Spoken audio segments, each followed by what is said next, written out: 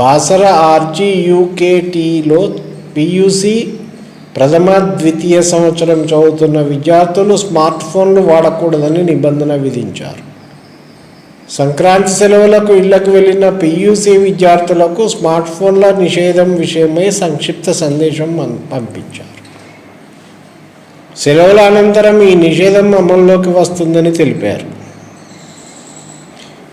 Engineering విద్యార్థులపై ఎలాంటి ఆంక్షలు లేవు, కానీ తరగతి గదుల్లో ఎవరూ ఫోన్లు వాడకూడదని ఉత్తర్వుల్లో పేర్కొన్నారు. పీయూసీ విద్యార్థులు స్మార్ట్ ఫోన్ స్థానంలో కీప్యాడ్ ఫోన్లను వాడుకోవచ్చని పేర్కొన్నారు. అయితే ఈ నిర్ణయాన్ని పలు విద్యార్థి సంఘాలు వ్యతిరేకిస్తున్నాయి. దీనిపై ఉపకులపతి గోవర్ధన్ మాట్లాడుతూ విద్యార్థుల తల్లిదండ్రులతో చర్చించాకే ఈ నిర్ణయం తీసుకున్నామని, వారు వ్యతిరేకిస్తే పరిశీలిస్తామని తెలిపారు.